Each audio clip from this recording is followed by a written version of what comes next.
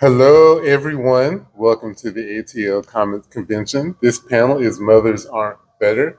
It's actually the second part of a two-part bad parenting panel.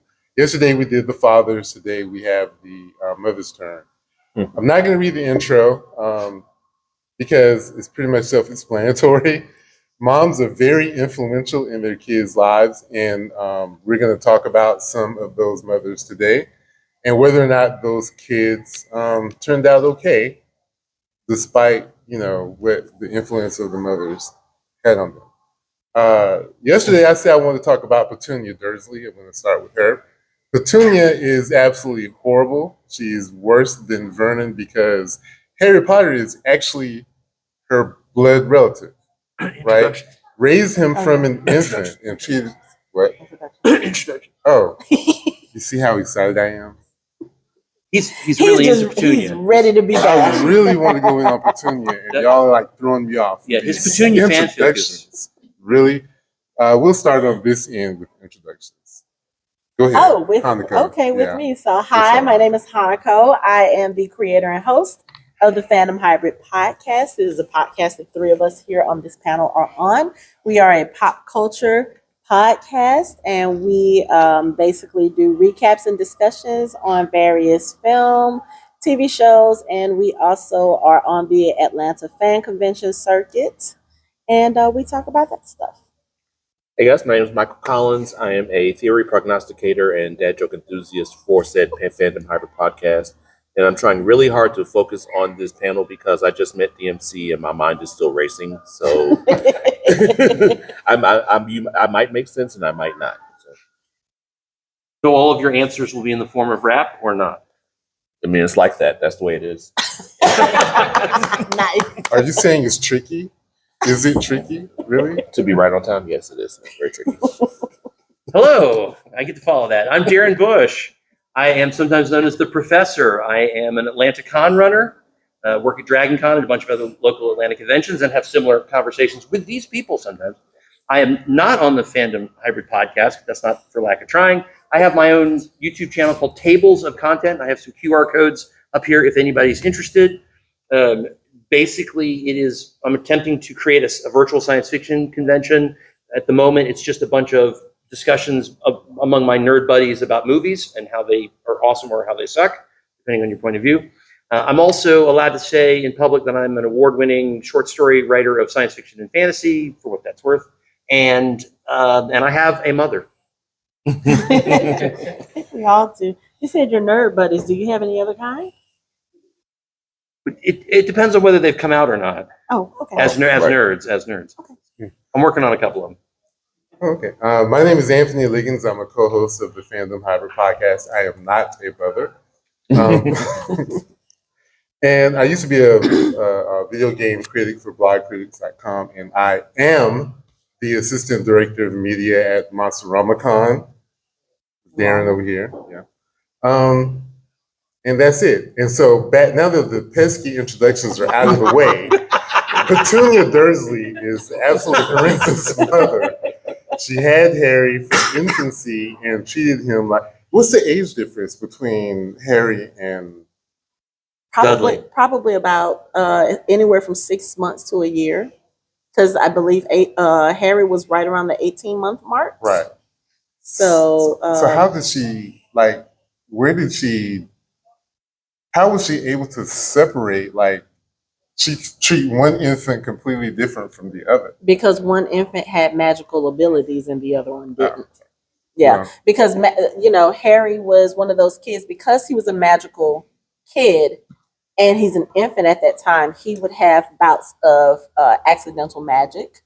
If he's crying, there may be something that floats or something that breaks or something like that. So it just, because she was already in her feelings about the magical community and magical abilities, it just kind of exacerbated. And I think that's how she was able to do it. So yesterday we had some discussion about, since Harry was a Horcrux, that it maybe amplified their feelings towards him. I still am not convinced that much that was that much of an influence, because Petunia was already predisposed to having issues with magical creatures, especially how she felt about Lily. Yeah. And she transferred those feelings to Harry very much the way Snape transferred his feelings, the opposite way towards Harry as well. Mhm. Yeah, I agree. We find out in the later books, specifically, I believe, Half-Blood Prince and Deathly Hallows, that Petunia Dursley was actually jealous of her sister, not just because she was a magical person, she didn't like magic. No, Petunia coveted magic. She wanted to be a magical person, and when it was determined that she had no magical abilities, she was very angry with her sister. She took out her anger on her sister, and by extension, Lily marries someone from the magical community. They have a child that exhibits magical abilities. I mean, it's hard enough when you're looking at someone else your age and they have something that you can't, but when you have this baby who can do accidental magic and you can't do anything, I think that just kind of added on to her already petty behavior. Yeah, it is very disturbing to. I'm rereading Order of the Phoenix, and in the beginning, it's very disturbing to just think about the ways they treat him, like putting him in basically a closet, giving him these terrible hand-me-down clothes, like not giving him really any food to eat. It's amazing he didn't turn into a monster. I said that yesterday. Hmm. But the fact that you got nothing from any maternal figure, he didn't really get one until Molly, really. Correct. And because I wouldn't even think Professor McGonagall wasn't that motherly towards him. Not in the way Molly was. No, not in No. the way that Mhm. Molly was, but I mean, Molly was presented to him as a parental figure. McGonagall is a teacher, so she Yeah. has to kind of keep arm's length. But Mhm. there were certain things that McGonagall did that just kind of, showed that she had a little bit of favoritism for Harry. But I don't think it was necessarily maternal to her in that way, just because he didn't have a mother. I think she was just like, you know what, this kid has known nothing but cruelness, because even at the beginning of the series, we see when Albus is having Hagrid bring him, she was like, "Are you sure? I've been observing them. They are the They're worst, the worst kind of muggle. Right. Like, why would you want to leave him here?" And of course, she didn't understand about the love magic and all of that, but I think for her, it was just basically, this boy has had it rough growing up his whole life. I'm just going to show him a little bit of kindness, but not enough that people would say I'm being favoritism. Not like Snape, favoring the Slytherins, or Dumbledore obviously favoring Gryffindor. Hers were subtle, and I think it was, yeah, let's show him a little bit of what he's missing, but I'm not going to go overboard. But it's just amazing that Petunia.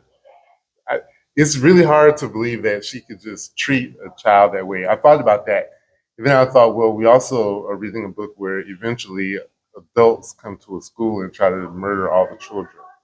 So I guess Yeah. it's acceptable for her to be such a terrible mother And to be okay. And unfortunately, I mean, it was if a you street fight. if you think about it, you all you have to do is turn on the news these days in real life, 2024, and you will see numerous stories about mothers or mother figures who are horrible to their children. I mean, there's a local story from just last week about a woman who beat her 8-year-old stepdaughter to death. So, I, as much as it is horrible to see that, unfortunately, it's not as rare as you think. It's not as uncommon. I mean, in fiction, if you see step in front of mother or father, you automatically kind of feel that, oh, this is going to be a messed up situation. Like because like a lot of step parents, especially in certain parts of literature, they they don't see, especially if they already have their own children, they see the other children as kind of a nuisance a lot of times. Like they see them as a hanger on, or somebody that they're doing someone a favor for. And they oftentimes, just like in Cinderella, they leave her in the basement, or there are all kinds of ways that they treat them differently than they do their other children. So it's like, if you see step in front of a character's name, that's already a strike against them. and Yeah. it's kind of an uphill battle to like show that they're actually going to do right by the child. Yeah, and Petunia, for all intents and purposes, she may not have been a stepmother, but Right. she did kind of fill that kind of role Right. Yeah. for Harry. So yeah. All Yeah, right, but so not even Petunia wasn't even a disaffected role model. She was a horrible role model as a mother. I mean, Dudley is just a big old lump of waste. I mean, it's amazing how Petunia as a mom doesn't. I don't see anything redemptive about her being a mother in any direction with either of the two children. So, yeah, No. even when Vernon threatens to throw Harry out, and she gets the the Howler. Howler. And remember my last, and she's like, "Oh, forget it. He has to stay." He's like, "Well, why? He just has to stay." She doesn't even want to explain it. No, which is a because great moment. how do you explain to your husband who hates magic that, oh, the reason I don't like my sister is because I want it to be magical too? That she has no excuse. But if you think about it, piggybacking off what you said, it's almost like Petunia being a horrible mother towards Harry actually did him a favor, because he came out so opposite of what Dudley was, and Dudley was the one who had all of her attention, who had all of her love, who was spoiled. And we see that as far as her mothering abilities, that didn't work out to his benefit. So she might have done Harry a favor. As horrible as it was, she did him a favor. Yeah. Okay, so what I'm going to do is I'm going to let the panelists talk about, I'm going to give them an opportunity to talk about a mom. If you, in the audience, have a mom in your mind, hold on to them. We're going to get to them. Okay? So we're going to start again. If you don't mind, Dan, we're going to start with Hanako. That's okay with you. Okay, we're going to start with Hanako, because I know she has a couple on her list. I have a couple on my list, and I'm trying to decide who I want to talk about. I was thinking about the Walking Dead moms, and we are doing a Maggie read panel after this, so I'm going to kind of lay off Maggie for now. I'm not going to talk about her. You know what? I'm going to go with Fear the Walking Dead. I'm sorry, Michelle. I have to talk about Madison Clark. Any Fear the Walking Dead fans in here? Yeah. Okay. Pivot. I have to talk about Madison Clark just very briefly. So they brought Madison Clark's character back in the 8th and final season of Fear the Walking Dead after being gone for since season, I believe, 4 was the last time we saw her. Her character was presumably killed off, sacrificing herself for her children, which for most mothers is an admirable thing. But Madison, prior to that, was not the greatest character. Her kids didn't even like being around her. So for them to bring her back, you would think that they're bringing her back to kind of preserve this idea that has been told about Madison. Oh, she sacrificed herself for her children, this, that, and the other. And they brought this woman back as part of a group, an organization that kidnapped children from their parents and sent them to an island to be raised with just children, because they felt like the adults in their lives didn't know how to keep these children safe during the zombie apocalypse. And so that's how we're introduced to her character again in season 8 as a child kidnapper. And she meets this one character, Morgan, who is from the original show, who knew her own 2 children before they died or supposedly died. And because he knows her children, she starts having a change of heart. Oh, maybe I shouldn't be doing this. And I'm paraphrasing very loosely, because there are some people I know who watch The Walking Dead, and I don't know if you plan to go to Fear the Walking Dead, but it's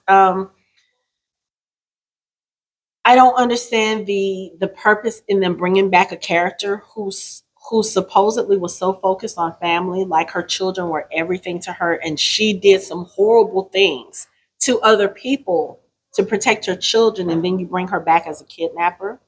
And I mean, she's taking infants from from parents. She's taking older kids from the parents. They're lying and telling these kids that the parents abandoned them, that they gave them up, that they killed them. And this is something that you're complicit in. And the only thing that turns you around is the fact that everyone else is telling you about what a great person or great people your children were before they died, and now you feel like you want to live up to their. It's horrible. See, I watched a little of Fear of Walking Dead, and Madison was not a very nice person. No, she was not. She was not. She was not, and she was a guidance counselor before the world fell, Right. which is so weird. Because if you see where she started, because with Fear the Walking Dead, they actually the start of that show was the regular world, and then the world starts falling. Like they start having news reports of people killing people in the streets, and they don't know what's going on. They think it's some kind of virus, and it just kind of escalates from there. So we get to see the start of this zombie apocalypse in the Walking Dead world on Fear the Walking Dead. So you get to see her, she's at work. There's students there. There's one particular student that she's really attached to, and she's helping him, and then things start happening. She goes to her job after hours, and her friend, the principal, has died in the school and turned. And it's so you get to see it like literally from the beginning. You get to see her trying to take care of her children, but her husband has this son who does not like her, and you start to see a little bit of that push and pull, and it just kind of goes from there. He was right though. He was right not to like. And eventually, her husband didn't seem to like her that much either. That was right. Am I not mistaken? She wasn't a great stepmother either. Yeah, No, yeah. she wasn't.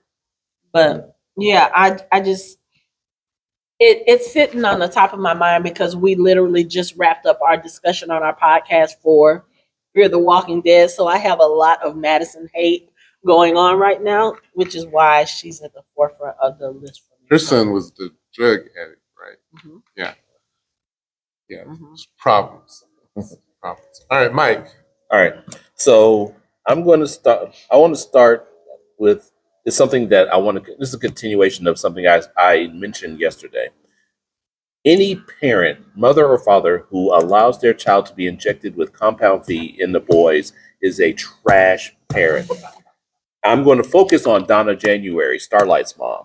Starlight's mom was the worst mother because not only did she allow her child to get injected with compound V to potentially become a superhero, she turned her in. She made her go into pageants, and pageant mothers of normal kids are are bad enough.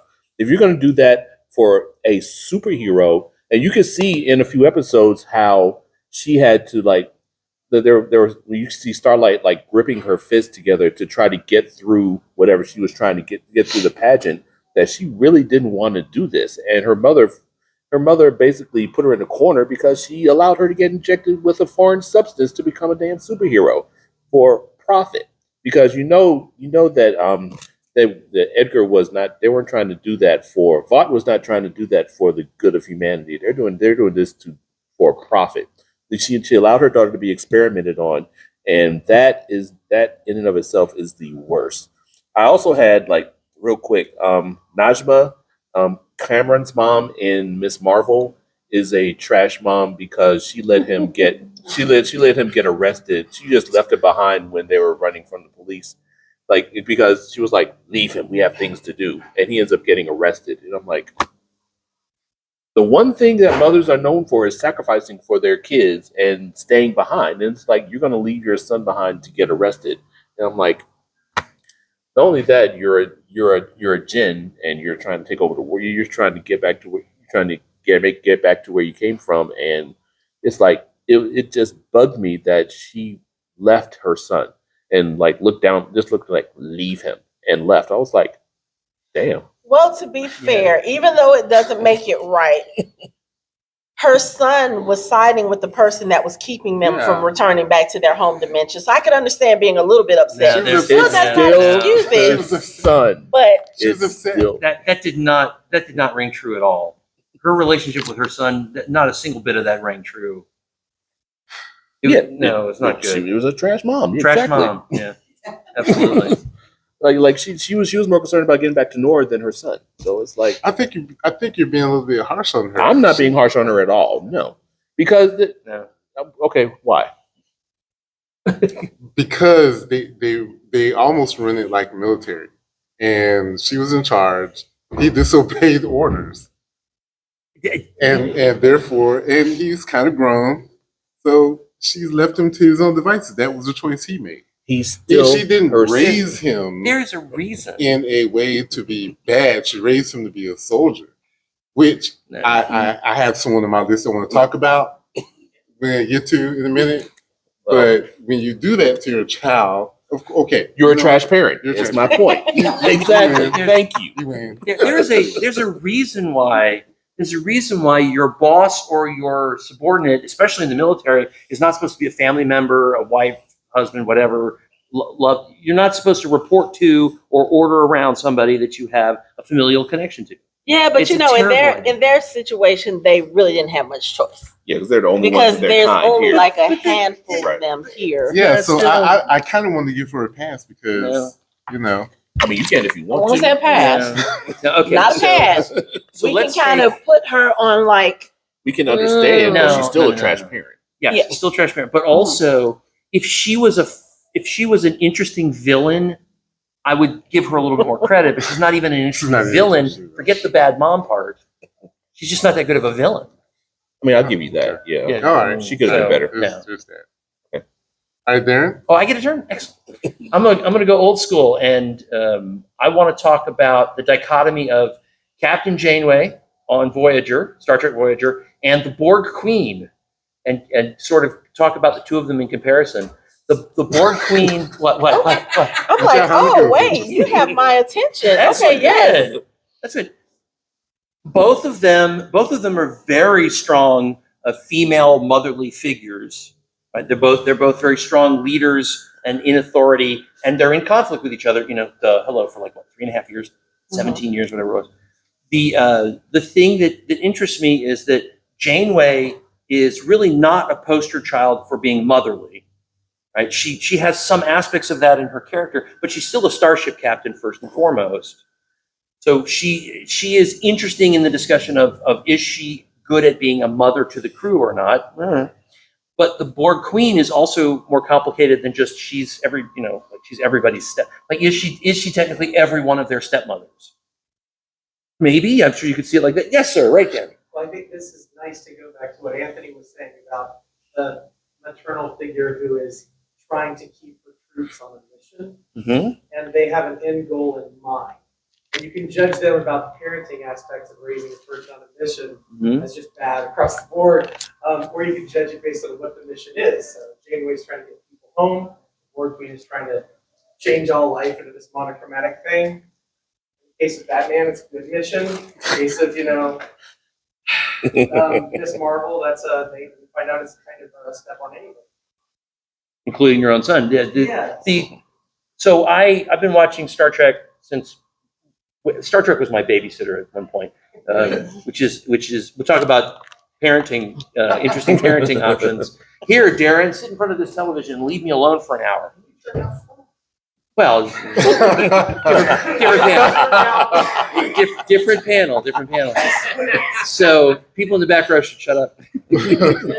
So anyway, but my point is, I thought I had a point, but my point is that I've been watching Star Trek a long time, and when the Borg came along, they took a sharp right turn into a darkness that I didn't think Star Trek would ever do, and they did.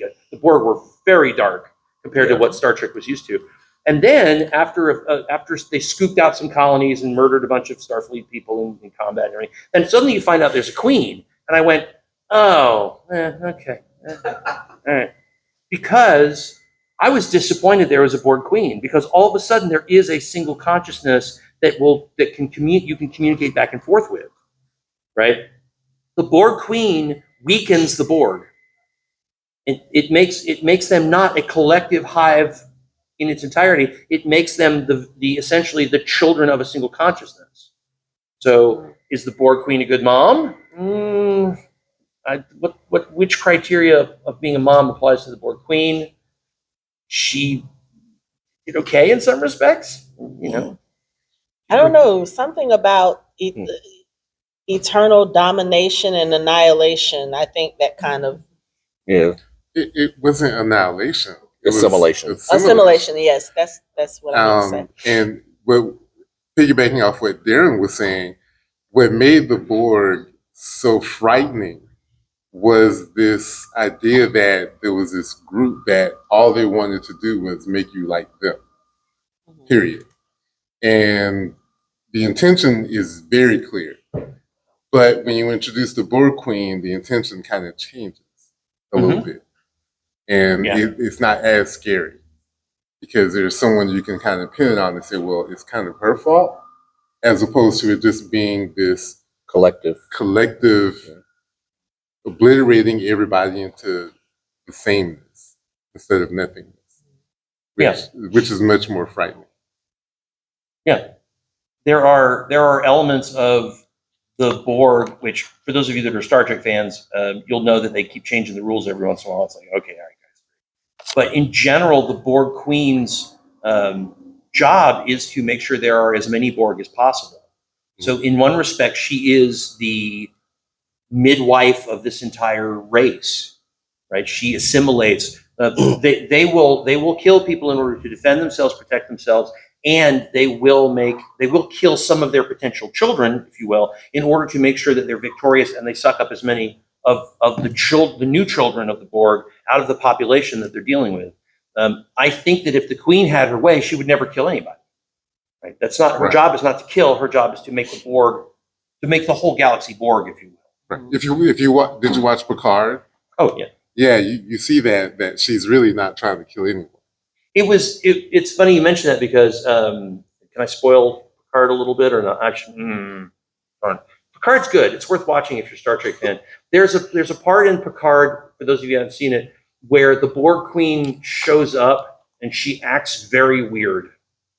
And the reason why she acts so weird is because the Borg assimilated somebody to be involved in the Queen part of the conversation, to be part of the mothering of the Borg. And that new person who got assimilated went, okay, got an idea. Let's go talk to Jean-Luc Picard because he'll help us through this brand new problem that we have. And Picard was essentially, one of the things that he did that was so amazing was he was the one who figured out that the reason the Borg were after him was not to kill him, but they wanted to ask him a favor. Right? It's crazy. Which is, if you know the Borg, it's like, wait, what? So yeah, so it was a good premise. It was a good conversation. Anyway. I'm glad you brought that up because one of the mothers, before I go to the audience, I want to talk about was Sarah Connor. Anyone familiar with Terminator? And yeah, Sarah was the mother who was trying to turn her son into a soldier. And I don't know if she succeeded in. I don't know if I want to count the last movie as sort of canon. Yeah, it depends on what canon. But she was John Winchester way before there was John Winchester. Right. Yeah. Actually, yeah. That's true. Yeah. I didn't think of it that way. Yeah. But to be fair, it's like all of that was she's one. This is like a weird time travel argument because it's like you don't even really know if she has a choice because she meets the guy that's John's father. She meets Reese, who's from the future. He gets her pregnant, and Reese follows her son in the future. So it's like, wait, What comes first, the chicken or the egg? right? So it's like, does she really have a choice in any of this? I don't know. Like, This is why he time traveled because in the beginning, was she nurturing and loving and raised him, and then everything happened, or did it happen? But she got pregnant without, like, she didn't have him, and then Reese came into her life. Reese came into her life, got her pregnant, and told her that your son, you're going to have a boy, and he's going to lead the insurrection. Oh, He's gonna yeah. lead- No, but the first time we went through the story, none of that other stuff had happened yet. Oh no, And she's pregnant. because she has changed it so many different times. Like now, the next time she's now making him be the John Connor of the future. Because But he wasn't Reese that- Because told she got her pregnant. she got pregnant by Reese, who said that that's who he was going to be. she didn't have there wasn't a choice given. She's like, that's who it's going to be. Yeah, She well- could try to be nurturing, but if he's telling her eventually, your son is going to be a leader of the resistance against the Terminators, like Oh, against yeah, these Skynet. things are He's gonna try going to kill it's going to your- happen. Yeah. Like she's not given a choice. She's like, it's going to happen. But either way, she's still not a great mom.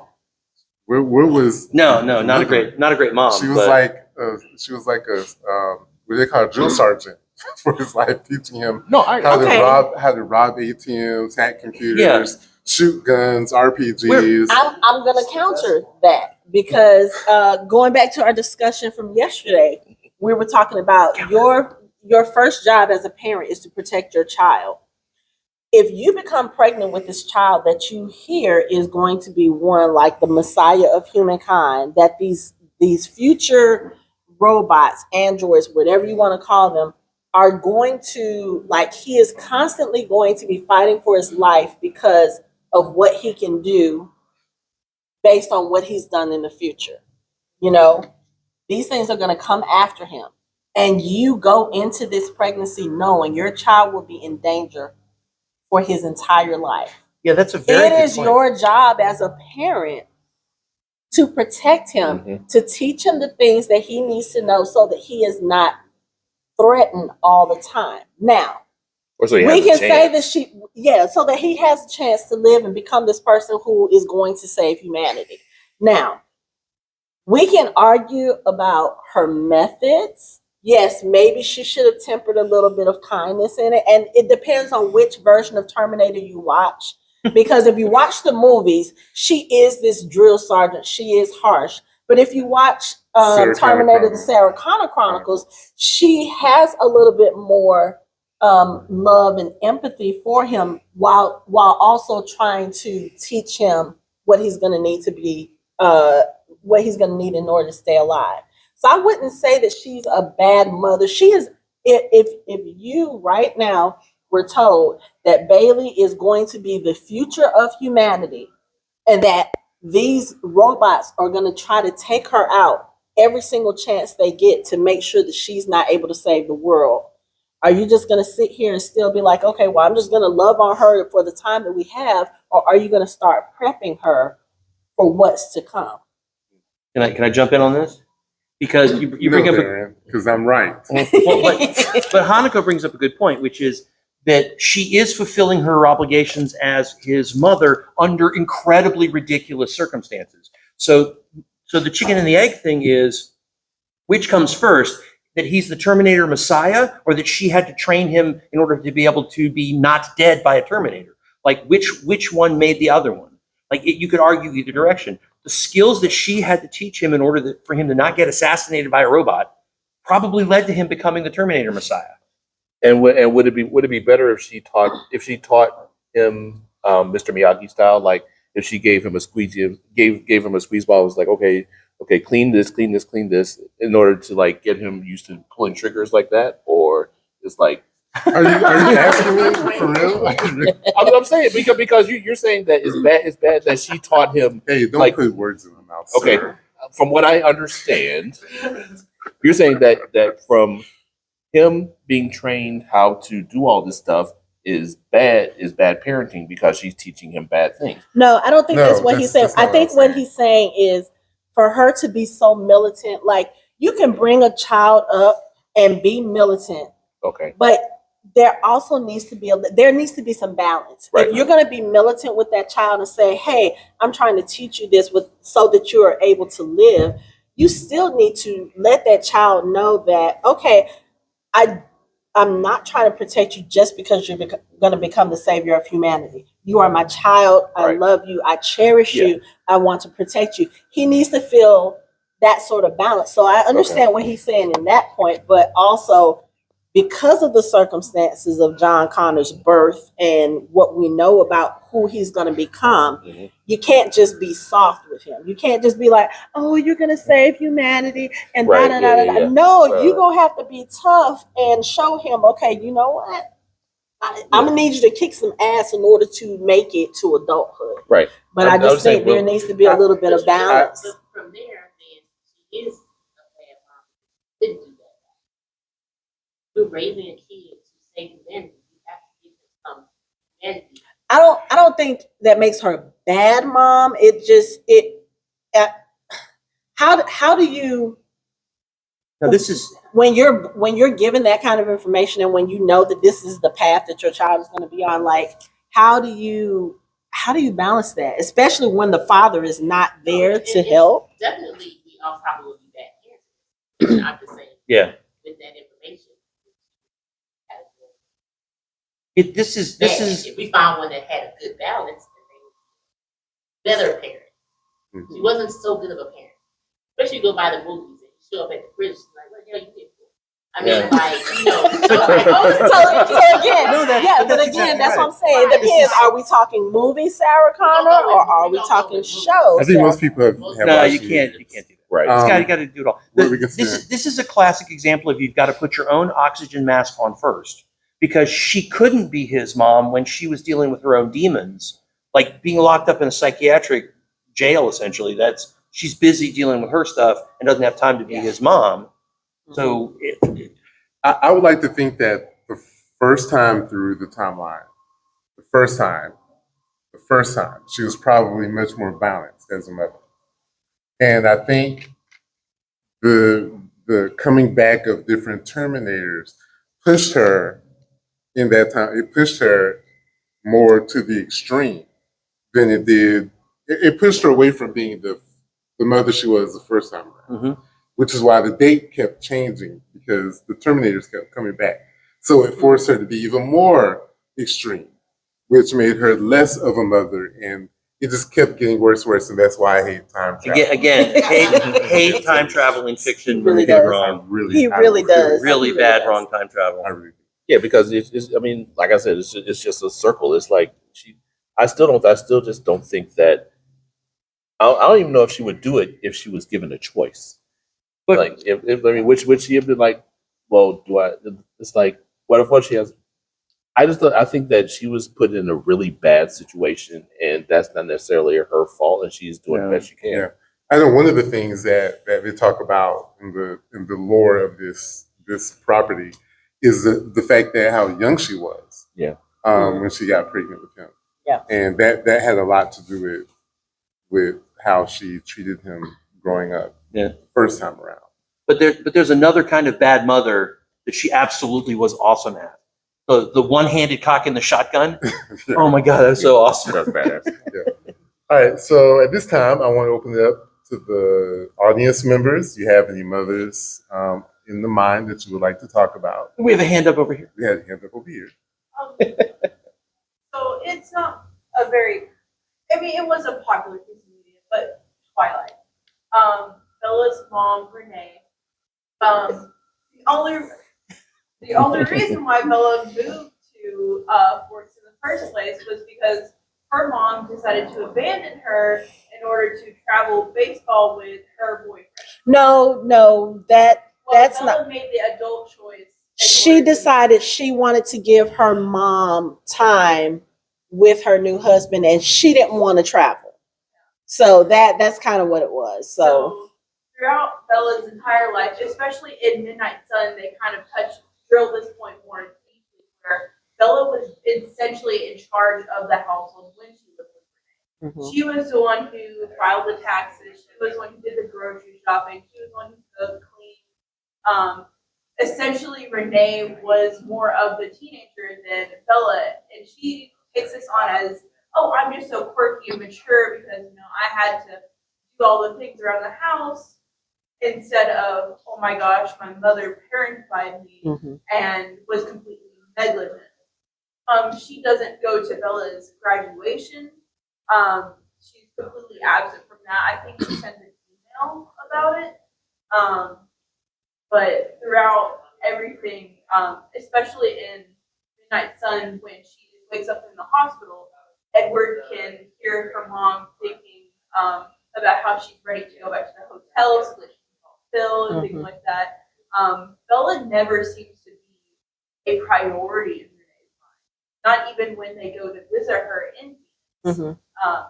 Renee is just Renee she's an example of one of those people who I think she loves her daughter, but she is not equipped to be a parent. And she actually she says this, and Bella also voices this, like, Bella had to mother her mother, and it's one of those things where the way that it's portrayed in the books is kind of like a ha ha, oh, she's the adult. But when you think about it, especially as an adult, you're like, oh, that's really bad. Like a lot of the stuff that Bella had to do as far as her, and this is with both of her parents. And I know it's different for when she lived with Charlie, because Charlie was a cop, so he had a job and he was taking care of that. And Bella kind of felt like, okay, well, he's doing this, I'm going to do this stuff at home, so it's a little bit different. But I think Renee is one of those parents that I just don't think she was equipped. Like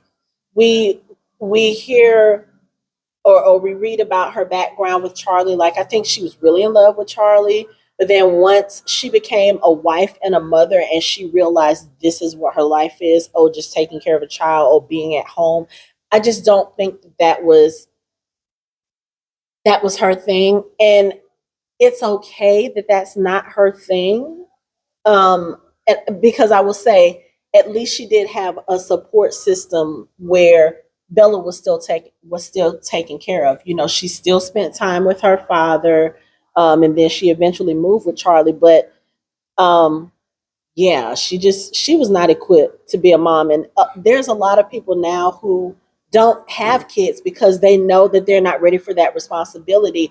And unfortunately, for the time frame that those books were written, Bella is a child of the 80s. Most people did not have that option back then because society forced you to say, hey, as a young woman, your job is to get married, have children, take care of a family, that sort of thing. So she may not have had the opportunity to say, okay, no, this is not what I want. Or she may have gotten what she wanted and then realized, oh, wait, I actually don't want to do this. See, I didn't read the books. Full transparency. I kind of watched the movies a little bit. I do remember distinctly thinking, oh my God, what kind of mom is she? Like, she made this, she's like, oh, you stay with your dad, I'm going to go off and do my thing. And I felt like Bella made the decision, like, you know what? I'm not going to get in between her and her boyfriend or a new husband or whatever. So let her go do her thing. So Bella was the one that made the choice in that situation, and not her mom. And I think she was better off for it because I do remember distinctly thinking to myself, God, her mom is, what is she doing? Like, she didn't want her. She just left her. She just ran away. And Charlie just seemed like, yeah, your mom's like stupid and crazy. Yeah. Whatever. I mean, if you think about it, even after everything that happens in Breaking Dawn, I mean, Bella, she dies and she's turned to a vampire and she goes through all this stuff. Renee never once is mentioned after that. Like, Charlie is eventually, not necessarily finds out she's a vampire, but he knows there's something different about her. He knows there's something off supernatural about her. I mean, you have a child that you just gave birth to and she's aged 7 years within months or less than a year. So he's present for that, but you never hear anything about Renee, like maybe a phone call. But the fact that your child was absent for months, was missing, I'm sure Charlie had conversations with her like, I can't get in touch with Bella, I can't find her, I can't talk to her, da da da da da. Or she just didn't. He just didn't bother because he knew she didn't care.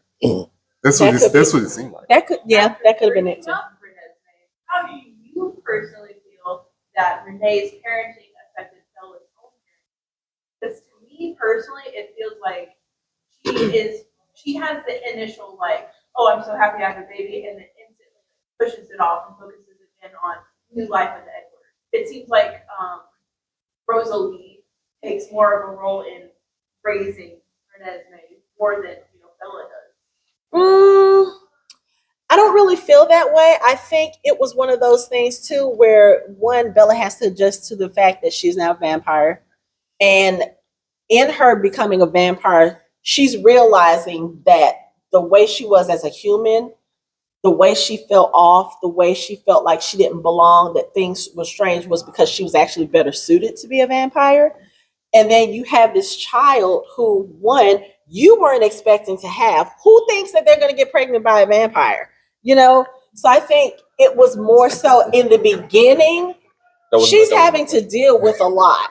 She's having to deal with this transition. She's having to deal with the fact that she has this child who, in a effect, killed her. Yeah, that, You know, that was in order just to be born. it was just a weird circumstance. Yeah, it was weird That was a circumstances. weird So I think she circumstance just for had them. to wrap her mind around that.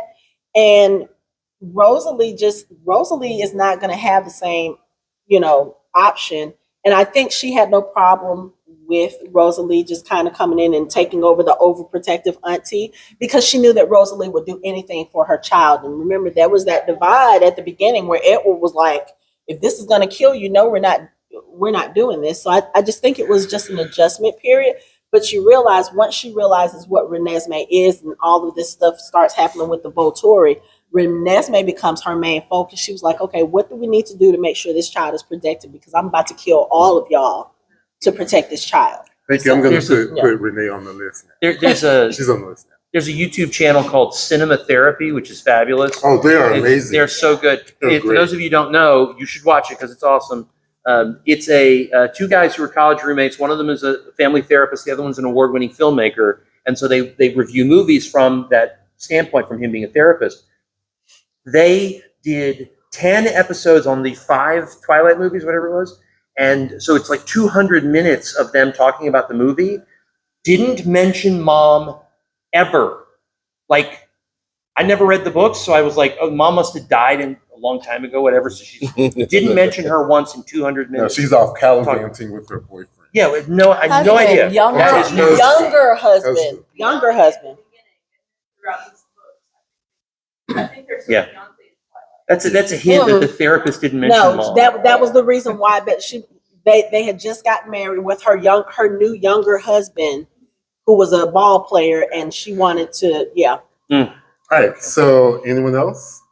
Coming around. Who's Nick? next? Ahsoka. Ahsoka as a mom. I haven't watched Oh. it yet. Oh, No, we've seen it. In relation to yeah, right. Yeah, I was wondering if that's what you're Okay. talking about. Her relationship with Sabine. Sabine. Oh, different Really? panel. It's very different. Yeah, that's a real different parent. No, go ahead, because it's probably going to be another 2 months before I actually get to it.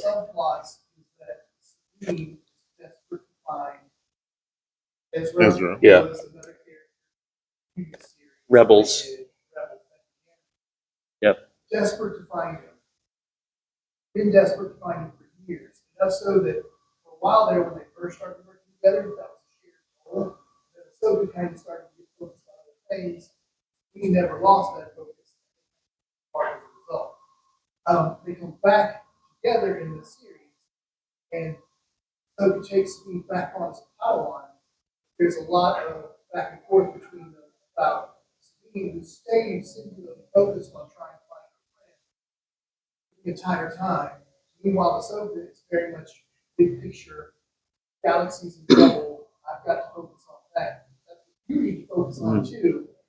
He's kind of like, fight me, I'm not leaving my friend. And that's kind of the dynamic that they have. Whether or not Ahsoka, who was at that point in the series, older, wiser, teacher, parent, Yeah. for Sabine, never took them pretty much to the end of the series. Ezra was found and fought for them. Never really resolved this tension between them as to whether or not. Well, to be fair, in there, Sabine took something she shouldn't have taken and got it stolen from her, and Ahsoka was reasonably, with good reason, mad at her for doing that. And Was Ahsoka surprised? no, she She wasn't shouldn't have surprised. been. She wasn't surprised She- because that's all part of how Sabine is. It's like you can't be surprised at how if a dog has bitten you before, you can't be surprised if it bites you again. Okay, Let's- I'm for the record, I did not bring this up. I did not open this doorway to the Skywalker legacy. So if you look at the legacy of the Skywalker Oh, family, here we go. which Ahsoka is a part of, they're all terrible parents. We talked about the Jedi being the stand-in. We talked about this before. The stand-in as a paternal, maternal figure for Jedi, and Ahsoka has fallen in this long line of this failed.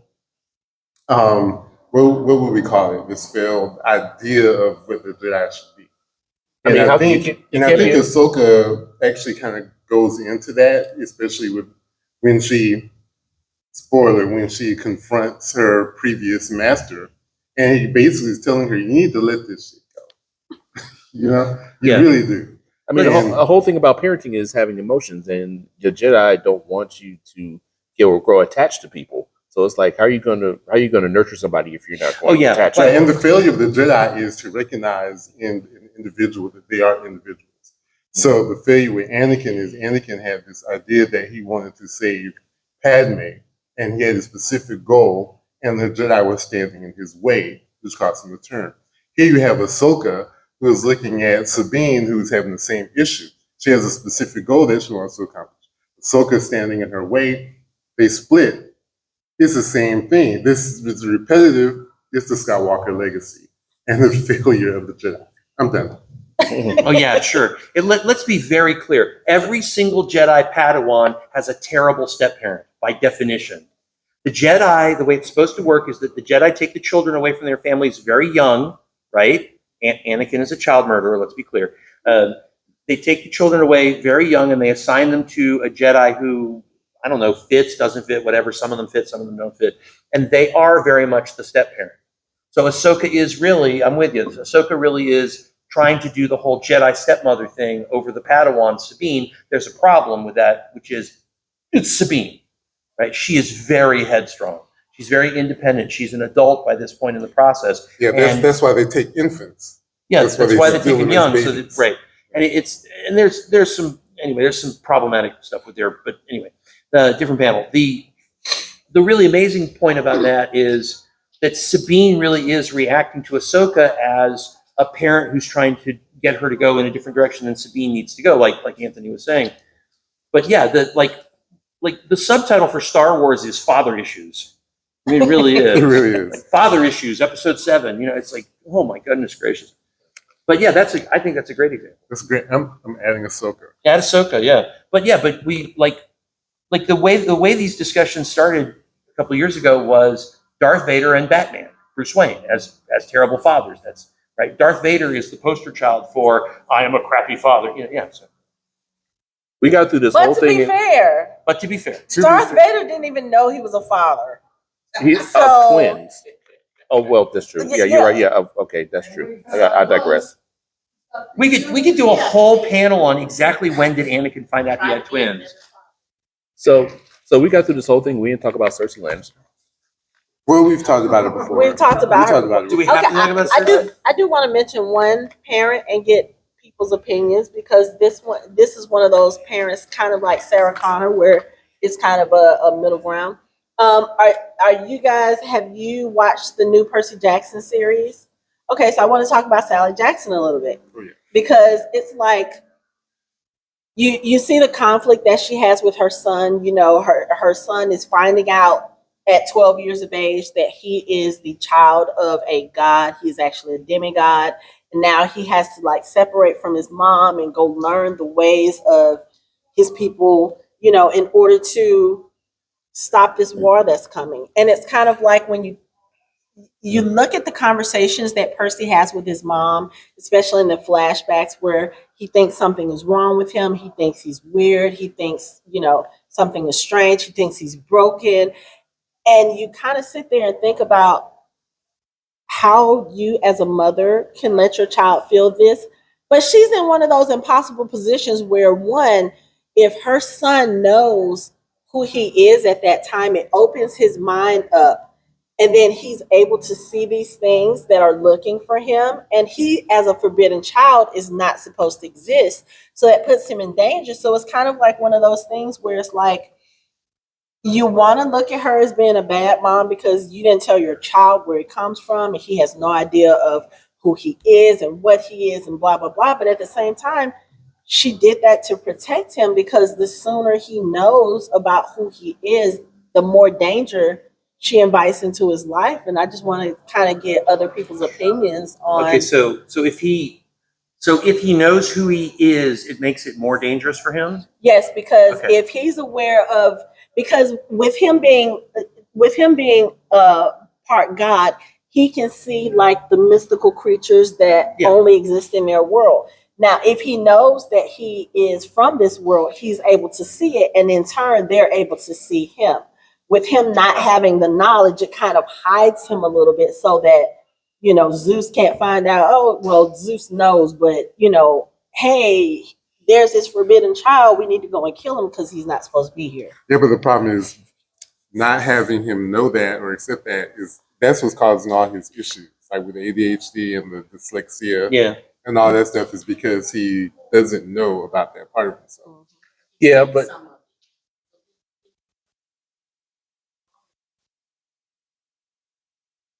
And the mom did the Karate Kid thing. Like, we tell you stories. So then when you do find out, you're like, oh, okay, that makes sense. I know what to do in this situation. But I Yeah, think, but- I think that's she shady did the because best. I believe it. You still should give. That's kind of damaging because having a child believe for a very long time that something is wrong, it's hard to get them. It's wrong to get out of that mind. That's crazy. Yeah. And that is actually more than it. Yeah. So Well, you'll probably be better off giving him something going to.